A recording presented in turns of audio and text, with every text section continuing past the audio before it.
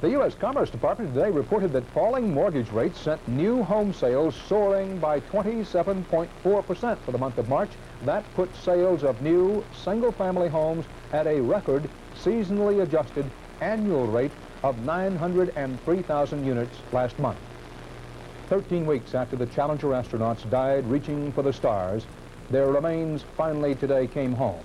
Home to their families, home, as Eric Ingberg reports, to their national family as well.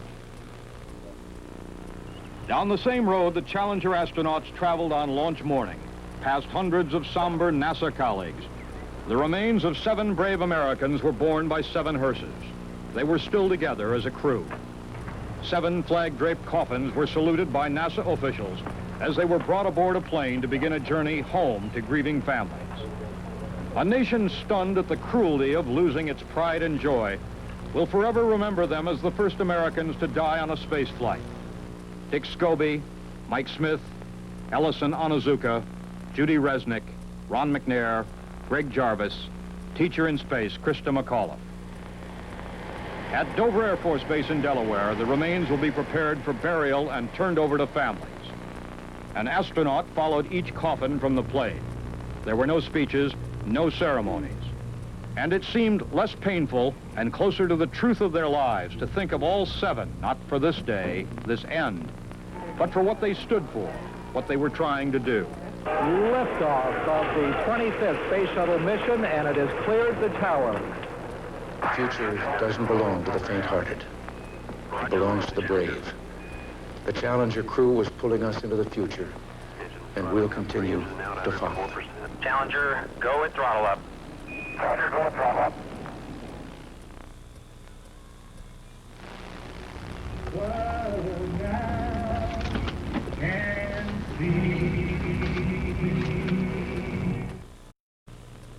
Israeli police said today they captured alleged Palestinian guerrillas who have confessed to killing a British tourist in Jerusalem 2 days ago. 2 British hostages in Lebanon were murdered 2 weeks ago in retaliation for the U.S. attack on Libya, and so was American hostage Peter Kilburn. Kilburn was buried today in San Francisco. Terry Drinkwater was there. For 20 years, Peter Kilburn had been a librarian in Beirut. He was eulogized today by his lifelong friend, released hostage Reverend Benjamin Weir, who called him a gentle and friendly man. He hoped, he invested himself, but he suffered and then died a brutal death. We miss him deeply. Security tight because of bomb threats from anonymous callers. No explosives were found. Kilburn was given full military honors. Meanwhile, there is a numbing fear shared among the families of the 5 hostages still missing. They pray together that no more will die. Madness on the other side of the world bonds them together here. There are no support groups for people in our position. So in essence, we've created our own support group. It has, in essence, become a family. You feel that the pressure of not knowing gets so great. It's a constant gnawing that you have made a commitment, and we're going to do it, and we're going to bring our loved ones home. We are Americans, and our loved ones have been taken because they were Americans. The people who are being held hostages are our families, but they could just as well be yours. Each hostage family counts each day. They remember that Peter Kilburn survived in captivity for 501 days. Terry Drinkwater, CBS News, San Francisco. In a royal but restrained service, the Duchess of Windsor was buried today at Windsor Castle outside London. Her name was not mentioned once during the service. Among those present, Queen Elizabeth, Prince Philip, and most of the royal family. The former Mrs. Wallis Simpson, a Baltimore divorcee, was buried next to her husband, King Edward VIII. His abdication for her love 50 years ago rocked country and empire.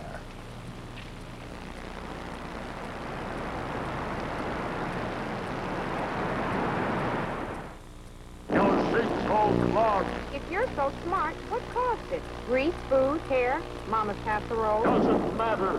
Get the all-purpose drain opener, Crystal Drano. How How about liquid plumber? No, it may not work on grease. Drano works on grease and food and hair. Love that crystal Drano. There's liquid Drano, too. Liquid plumber can't beat it. In the clod-busting game, Drano's the name. Right. There's only one name to know. Drano. That's good. I like that. Now, when muscle pain hits, I can miss a great shot. But today, instead of aspirin or Tylenol, I take Advil for muscle aches and minor arthritis pain. Advil has a non-prescription strength of ibuprofen, the medicine in the prescription brand Motrin. Doctors have prescribed ibuprofen over 130 million times. Advil's good for hours of relief, and Advil didn't upset my stomach. Advil, advanced medicine for pain. Again, the picture. You are about to witness a crime. Oh, no, Peter, you get come on. Excuse me. You want a picture together? We'll take it. That would be great. It's all set. All you do is... This couple is a couple of pickpockets. All right. Give us a smile. Ready? 1, 2, 3. Great. Ah, thanks. Oh. It could happen to you. So don't carry cash, carry American Express traveler's checks with over 1,000 travel service offices around the world. Don't leave home without them. Nice kids. Yeah. Happily island hopping as he meanders his way to the Tokyo summit, President Reagan arrived tonight on the exotic Indonesian island of Bali. The Reagans and Indonesian President Suharto watched a performance by traditional Balinese dancers. Image-conscious aides have been trying to get reporters to call this Mr. Reagan's Winds of Freedom journey. But even as the president arrived, Indonesia expelled 1 American and 2 Australian journalists because of reports the Suharto government said were critical. Bali is one of those rare places where time seems to stand still, where life has a certain dream-like quality. But it's only one small part of a big, sprawling, complex nation. CBS News correspondent Bob Simon profiles it. Christopher Columbus was actually trying to get here when he discovered America, the Spice Islands, the morning of the world they've been called, the place where dawn begins.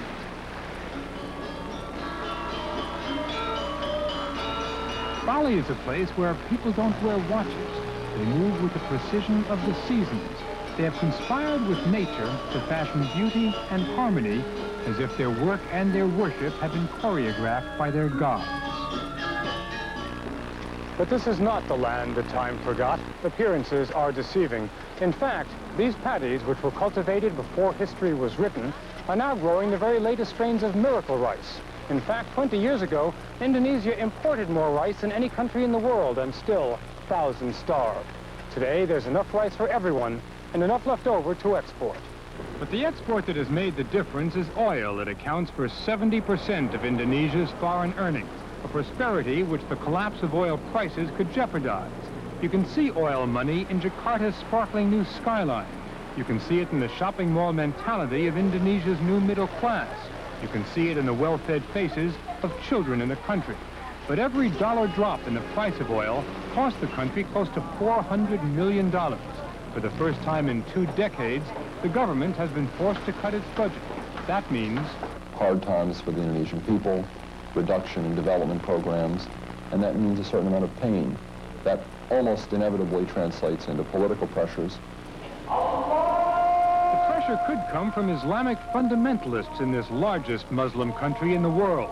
It could come from urban slums in a country where per capita income is still below $600 a year, where the population of 160 million is expected to double in 50 years.